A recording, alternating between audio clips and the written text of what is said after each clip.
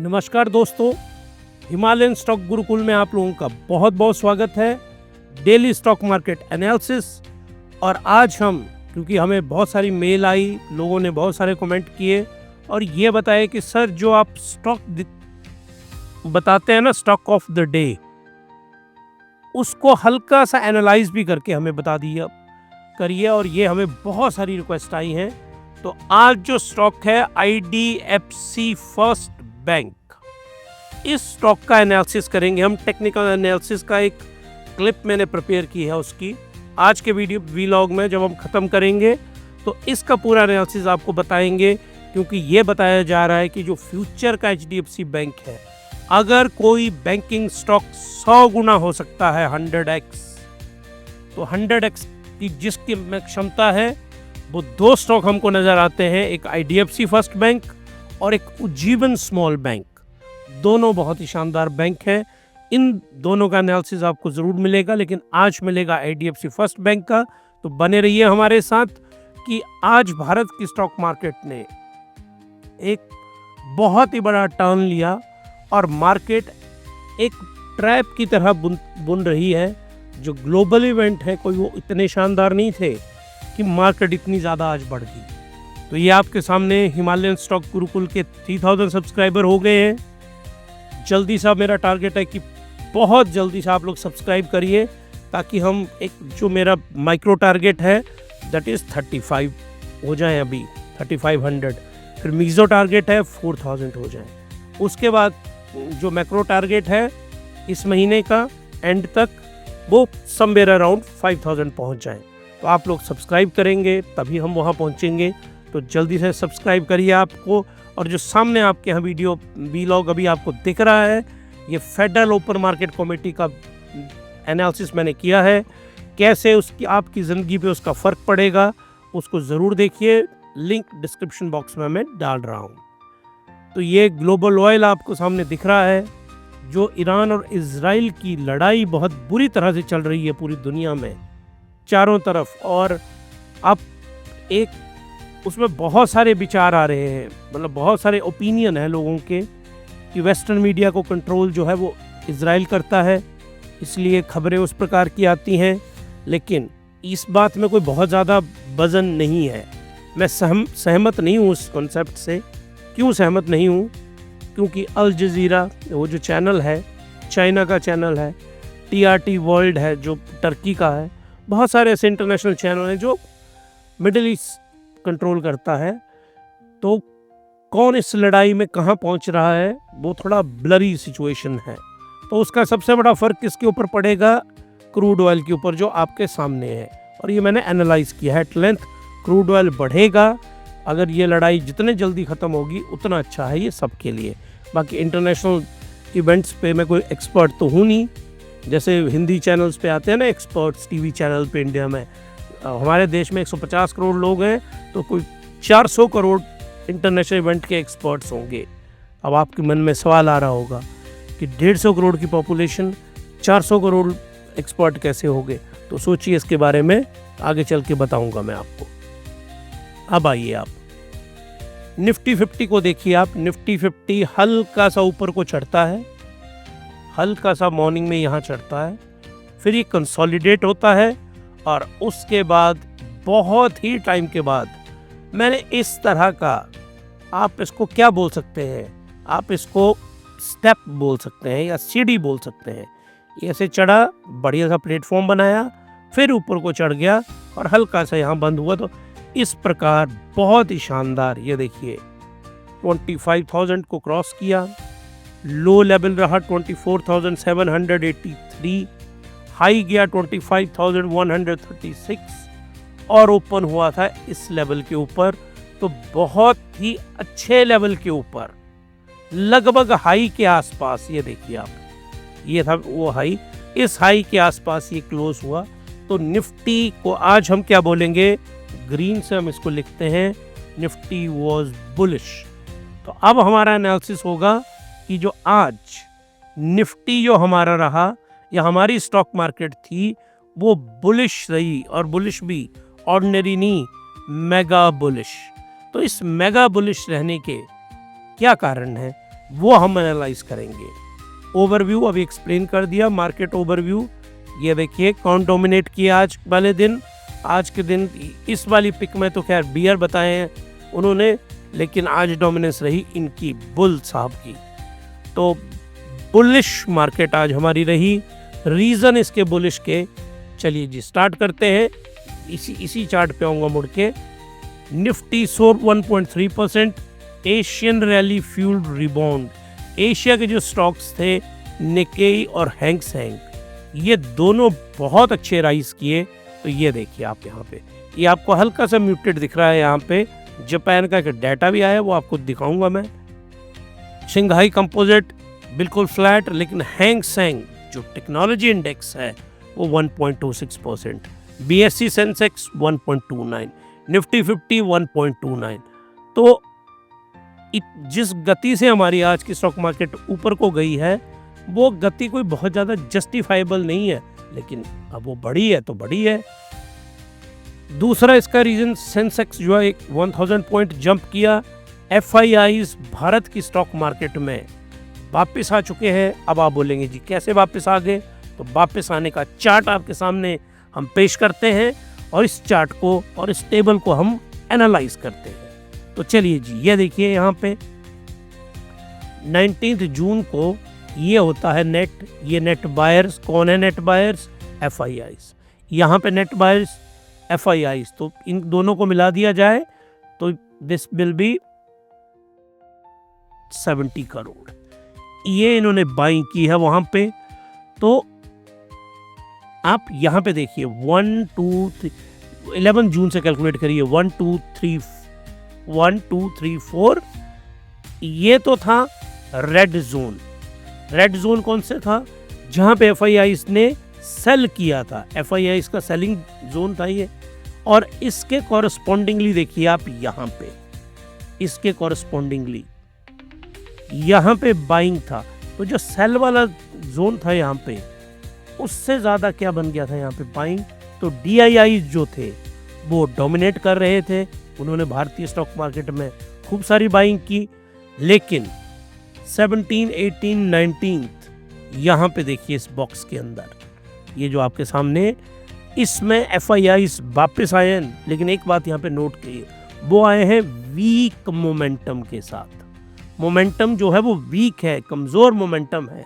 तो अब हमको ये देखना है नेक्स्ट वीक में, जो नेक्स्ट वीक अभी आने वाला है, एफआईआईज जो नेक्स्ट वीक है वो कैसा बिहेव करेंगे। और अगर एफआईआईज ग्रीन के अंदर रहेंगे, बाइंग करेंगे, तो स्टॉक मार्केट फिर अगला टारगेट अपना बनाएगा निफ्टी 27,000।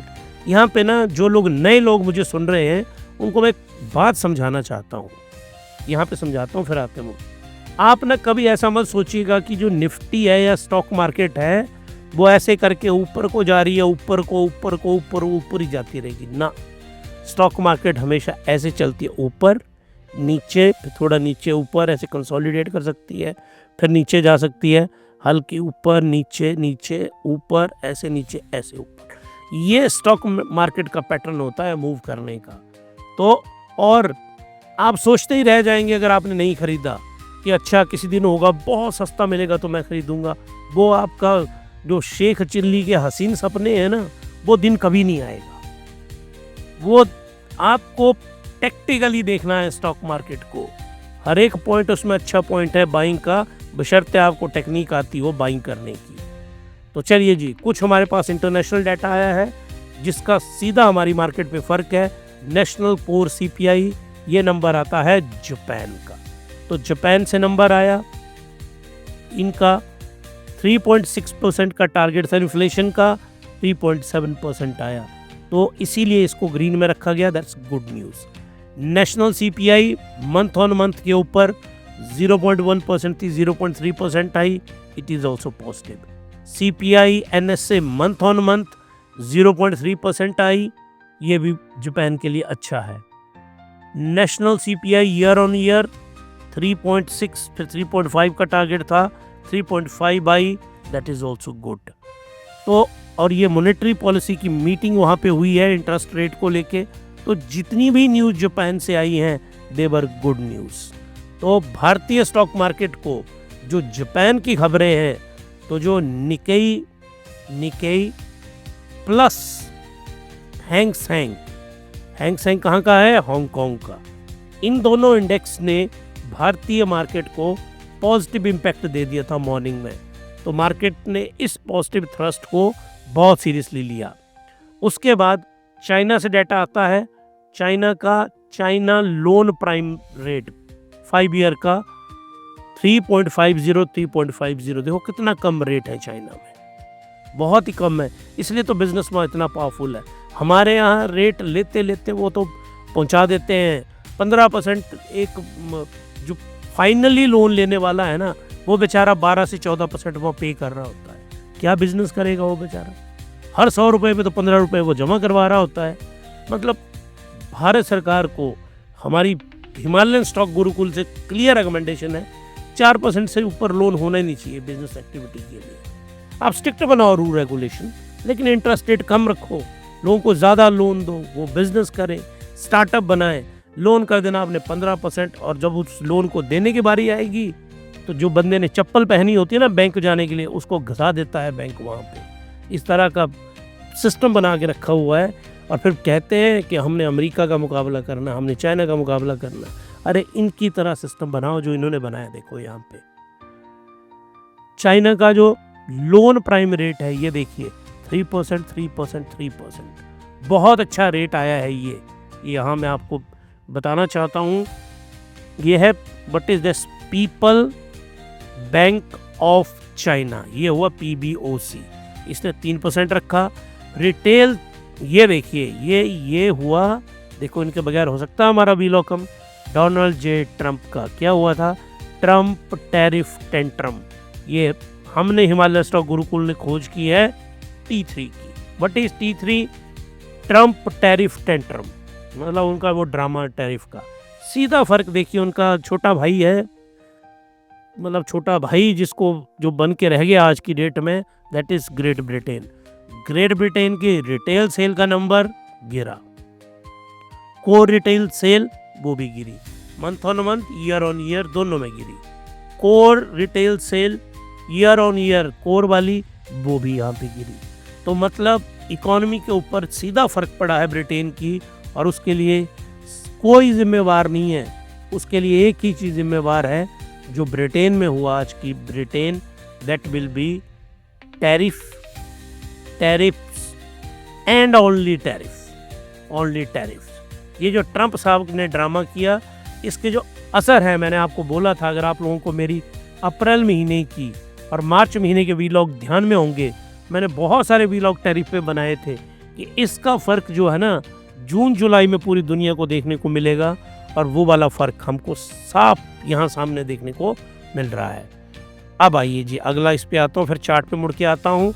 ये देखिए आप, रूपी राइज टू 86.60, 87 टच करने वाला था ये मैं आपको चार्ट पे बता देता हूँ। यहाँ पे ये देखिए, ये जो रूपी है, ये ब्लू वाला जो है, ये देखिए आप, तो रूपी हमारा बेचारा इसने कंट्रोल किया, नहीं तो 87 को टच कर रहा था ये, जबकि हम तो उसको चाह रहे थे कि कहीं 83 के आसपास आ जाए।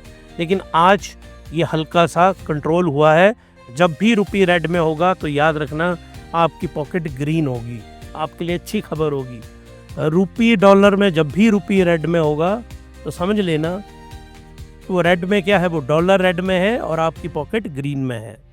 क्रूड ऑयल इसने बढ़ना था और इसका बढ़ना तय है, तो क्रूड ऑयल बढ़ा। डॉलर इंडेक्स 98, इसका मैंने पूरा वीलॉग तैयार किया हुआ है, और वो इसको बोलते हैं DXY, और ये इस प्रकार से होता है 100, इसको आप 110 मान लो और इसको आप 90 मान लो। तो ये with respect to 6 currency, 6 international currency के अनुसार बास्केट में इसको कैलकुलेट करते हैं। पूरा वीलॉग बनाया मैंने, उसका डिस्क्रिप्शन बॉक्स में लिंक भी डाला है, उसमें ज़रूर देखिए अगर बेसिक कॉन्सेप्ट आपको समझना है तो। ये अगर 100 से ऊपर है तो ये USA के लिए अच्छा है, अगर ये 100 से नीचे है तो इंडिया जैसी इमर्जिंग मार्केट उनके लिए अच्छा होता है। तो अभी कहाँ है, 98.65, तो भारत की मार्केट के लिए बहुत अच्छा है। विक्स, इंडिया विक्स 4% क्रैश करता है और ये हमें एक संभावनाएं बता रहा है।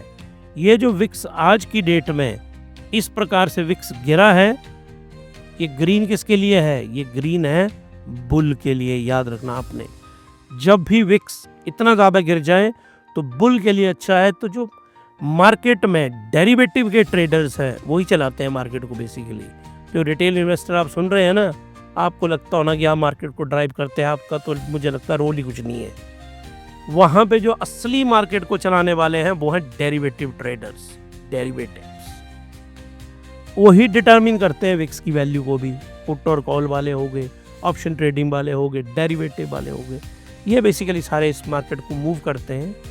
तो ये गिर रहा है तो मतलब ये जो डेरिवेटिव और पुट कॉल वाले हैं, इनको लग रहा है कि मार्केट जो है वो बुलिश जाएगी। अब इनके पास जो है ये बड़े बड़े फंड हाउसेस होते हैं, इनके पास जो खबर है वो आपके और मेरे पास नहीं है, हमारे पास बहुत लेट आएगी वो खबर। तो ये इनका अंदर का डाटा और खबर इसलिए इनको रखनी पड़ती है क्योंकि इनकी इन्वेस्टमेंट कितनी होती है? 50,000 करोड़, 5 लाख करोड़, 10 लाख करोड़, इस प्रकार की इन्वेस्टमेंट ये लोग करते हैं। और इस प्रकार की इन्वेस्टमेंट करते हैं तो ऑब्वियसली खबर तो उनको रखनी पड़ेगी जब पैसा होगा लोगों का।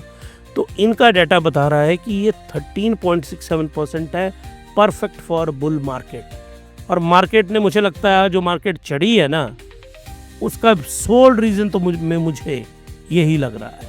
जो सबसे बड़ा सोल रीज़न है वो ये है क्योंकि इतनी कंफर्टेबल मार्केट मैंने कम से कम पिछले 2-3 महीनों में नहीं देखी। तो जो इंडिया विक्स है, इंडिया विक्स वोलेटिलिटी इंडेक्स, हमेशा याद रखिए ये एक एक्सीलेंट फेज के अंदर है आज की डेट में, एक्सीलेंट फेज के अंदर। तो जो बुल मार्केट है वो राउंड द कॉर्नर है। हैवीवेट स्टॉक आज बढ़े, Reliance, Airtel, HDFC bank shine किए हैं सारे, ब्लू चिप स्टॉक कहते हैं इनको। और PSU finance stock rally, RBI relief norm, ये मैंने आपको समझाना है। इरडा, आप जो मुझे सुन रहे हैं, पक्का मेजोरिटी के पास से स्टॉक होगा। पावर फाइनेंस कॉर्पोरेशन, ये भी आप लोगों के पास होगा। आरईसी, ये भी होगा।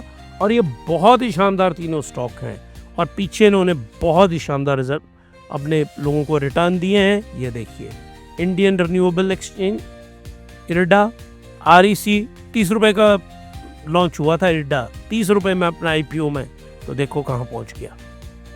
मतलब ये 7-8 गुना अपना पैसा कर चुका है। आरईसी बहुत ही शानदार कंपनी है, ये 20-30 रुपये का स्टॉक होता था, अभी 2-3 सालों के अंदर ही 400 पार के 500 पार भी पहुंच गया था ये। पावर फाइनेंस कॉर्पोरेशन, ये तो खैर पहले भी एक्सेलेंट था, अब भी एक्सेलेंट है। तीनों स्टॉक बहुत एक्सेलेंट है। लेकिन आज ये राइज किए, देखो आप, ये आज के दिन में कितने राइज किए? 4%, 3%, लगभग 5%। अब कारण है कि क्यों ये राइज किया आज के दिन में? आरबीआई रिलीफ नॉर्म, ये मैं आपको बड़े सिंपल टर्म में समझाता हूँ। What is RBI relief norm? उनको क्या किया इन्होंने? ये जो कंपनीज हैं, इरडा, पीएफसी प्लस आरईसी, ये तीनों फाइनेंस की कंपनियां हैं, फाइनेंस करती हैं ये किनको? ज़्यादातर इलेक्ट्रिसिटी प्रोजेक्ट को, जिसमें रिन्यूएबल भी हैं और नॉन, दोनों, जिसमें सोलर भी होंगे, विंड भी होंगे, कोल भी होंगे, हाइड्रो भी होंगे, रिन्यूएबल एंड नॉन रिन्यूएबल, दोनों को फंड करती हैं ये। अब यहाँ पे आरबीआई एक नॉर्म लेके आ गया था। आरबीआई ने बोला था कि जो आप प्रोजेक्ट चला रहे हैं, मान लो आपने लोन दिया 1,000 करोड़ रुपए का, तो आपको 5% जो है ना वो प्रोविजनिंग करनी है। 5% कितना हुआ इसका? 50 करोड़। 50 करोड़ आपको होल्ड करके रखना है, वो नहीं खर्चना है। अब इस 5% की लिमिट को इस आरबीआई ने कम करके कर दिया 1%। तो अब क्या हुआ इसमें? इसका 1% कितना हुआ? 10 करोड़। तो एक्स्ट्रा पैसे कितने बच गए? 40 करोड़। तो 40 करोड़ रुपए ये कहाँ लगा सकते हैं? अब वो कंपनी के पास आ गया ना, नहीं तो वो पहले होल्ड करके रखना पड़ रहा था पैसा। तो और ये 1,000 करोड़ नहीं इन्होंने दिया है, इन्होंने दिया लाखों करोड़ का लोन। तो इनका ये जो 4% बचा, पैसा कितना बचा? 4%। तो ये 4% चला गया लाखों करोड़ रुपए में। तो इसके कारण आज की ये जो शेयर हैं इरडा का, पीएफसी का, आरईसी का, इसकी बदौलत ये सारे राइज किए हैं क्योंकि उन्होंने प्रोविजनिंग के रूल को कम कर दिया आज। अब चलिए आप आगे, जियोपॉलिटिकल टेंशन कूल्स। अब जियोपॉलिटिकल टेंशन कूल्स ये मैं आपको बताता हूं, हालांकि मैं सहमत नहीं हूं। जितना हमने डाटा किया, न्यूज़ हम क्या करते हैं, हिमालय स्टॉक गुरुकुल में न्यूज़ को हम लेते हैं और हमने एक सॉफ्टवेयर है हमारे पास, उसमें हम एनालाइज करते हैं कि न्यूज़ की रेटिंग किस प्रकार से आती है।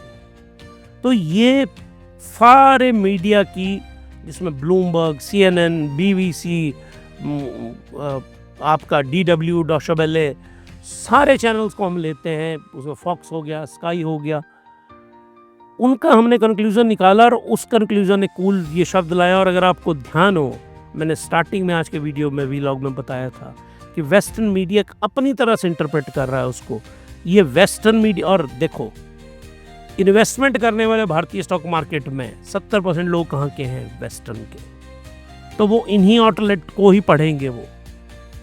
तो वो जो इन्वेस्टर्स हैं, आज मैं एक डाटा को लेके बहुत ज़्यादा एक्साइटेड हूँ। FII का आज का डाटा मैं देखना चाहता हूँ, जब मैं रिकॉर्ड कर रहा हूँ इसको, तो अब तक वो डाटा नहीं आया। तो इसलिए कहता हूँ कि हिमालय स्टॉक गुरुकुल को सब्सक्राइब करो, आप बेल आइकन को दबाओ, क्योंकि जैसे ही हमारे पास डाटा आएगा हम उसको पोस्ट करेंगे। नो इमीडिएट एस्केलेशन बहुत बुरी चली, पर ये इन्होंने किसकी बोली है, नो इमीडिएट, USA की, क्योंकि USA ने बोल दिया कि लगभग 2 वीक 15 दिन के करीब हम देखेंगे, फिर हम आएंगे। और मैं उस टॉपिक पे नहीं आना चाहता, इसे लड़ाई पे बंद होनी चाहिए जल्दी से ये। और टेक्निकल व्यू जो है 24,700 पे सपोर्ट है, रेजिस्टेंस है 25,500 के ऊपर, ये होगी रेजिस्टेंस और ये हो गया सपोर्ट। तो आपने आज की डेट में यहाँ है, तो इसका ये आ गया आपका R, ये है 25,000, ये आप है 25,100 पे, 25,500 रेजिस्टेंस और सपोर्ट का लेवल क्या है 24,700। ये लेवल आपको हमेशा याद रखने हैं। ये है करंट मार्केट प्राइस निफ्टी का, ये इसके रेजिस्टेंस, ये इसकी सपोर्ट। अगर आप ट्रेडिंग करते हैं तो इन लेवल को ज़रूर ध्यान में रखिएगा।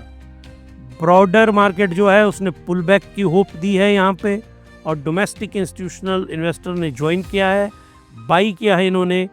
और अब जो मैंने आपको हमेशा बताया है कि IDFC फर्स्ट बैंक, ये वाला जो स्टॉक है, बताया जा रहा है कि 100x होने की कैपेसिटी रखता है, और ये अगला HDFC बैंक बन सकता है। इस बैंक को बताया जा रहा है, और मैंने भी आपको ये लाइमलाइट में स्टॉक बताया था। इस स्टॉक को अब हम एनालाइज करेंगे। इसका एक फेज में एनालाइज करूंगा मंथली चार्ट फ्रेम के ऊपर। मंथली जो चार्ट फ्रेम है, मतलब एक कैंडल जो होगी, ये candle is equal to 1 month. ये मतलब होता है 1 week is equal to 1 candle. अगर मैं वीकली पे आऊँ, 1 डे इज इक्वल टू इस तरह से 1 कैंडल। उसको आप 1 मिनट तक ले आओ या 1 सेकंड तक ले आओ, आप किस टाइम फ्रेम में स्टडी कर रहे हैं, इस तरह से आपको कैंडल को पढ़ते हैं।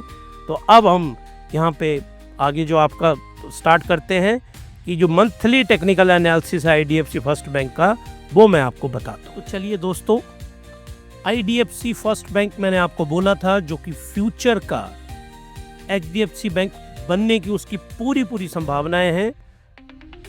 स्टॉक ऑफ द डे करके मैंने आपको ये मेंशन किया था पिछले कल। हल्का सा एक एनालिसिस में इसका आज आपको करके बताऊंगा। डिटेल एनालिसिस का वीडियो तो इसका बनेगा ही बनेगा। तो देखिए, मैं लाइव स्क्रीन आपके सामने लेके आया हूँ। ट्रेडिंग व्यू के ऊपर ये स्क्रीन है, मंथली ये चार्ट है, ये ध्यान में देखिए, M यहाँ पे है इन्होंने। तो ये इस तरह से आप, इसमें हमने कौन सा सेलेक्ट किया है, मंथ सेलेक्ट कर लिया। अब ये जो कैंडल है एक मंथ की कैंडल बनी।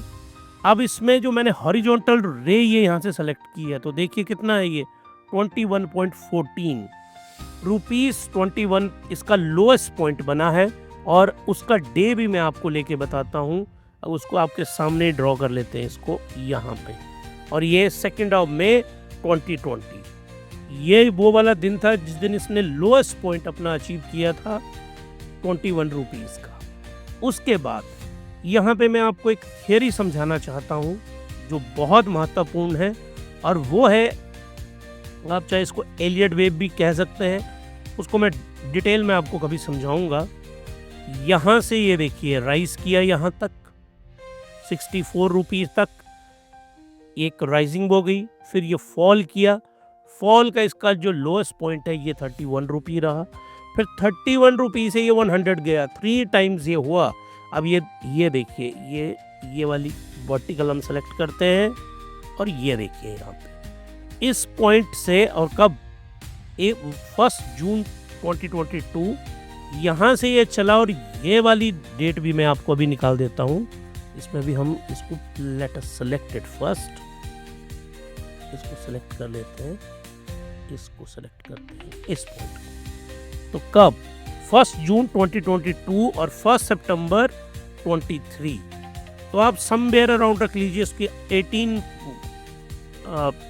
जुलाई, अगस्त, सितंबर, 15 महीनों, और 15 का 14 ही बनेंगे इसमें।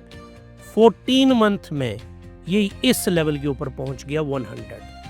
मतलब इसने ये जो लेवल था इसका 31 रुपीज़ का, इसको 3 टाइम, बल्कि 3 टाइम से भी ज़्यादा कर दिया विदिन कितने टाइम के अंदर, 14 महीनों के अंदर, 14 मंथ के अंदर ये यहाँ से यहाँ पहुँच गया।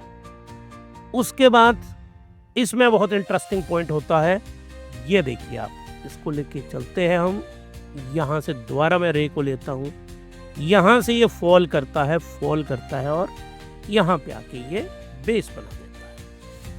100 रुपीज़ से फॉल करता है और ये 54 रुपीज़ तक यहाँ सबसे निचले लेवल पे पहुँच जाता है, और 54 रुपी के लेवल से यहाँ पे इसको हम वर्टिकली सिलेक्ट कर लेते हैं, ये वर्टिकली सिलेक्ट हो गया। तो यहाँ से ये ऊपर को चलता है और 70 रुपी के ऊपर आज पहुँच गया। अब अगर आप वेव पैटर्न को ढंग से समझे, अब वेव पैटर्न यहाँ मैं आपको इसी स्क्रीन के ऊपर समझा देता हूँ वेव पैटर्न कैसे कैलकुलेट किया जाता है। वेव पैटर्न यहाँ बनेगा, इसको थोड़ा सा क्लीन कर लेते हैं। चलिए जी, वेव पैटर्न यहाँ पे बनता है, ये बन गई आपकी ए, ये बन गई आपकी बी, ये बन गई आपकी सी, और उसके बाद बने डी, और ये ई, बिल्कुल ये एक दूसरे के अपोजिट बनते हैं।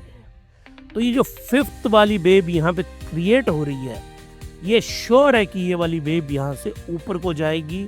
तो मैंने जो आपको IDFC फर्स्ट बैंक बताया था, वो मैंने चार्ट के ऊपर एनालिसिस करके ही आपको रेकमेंड किया था।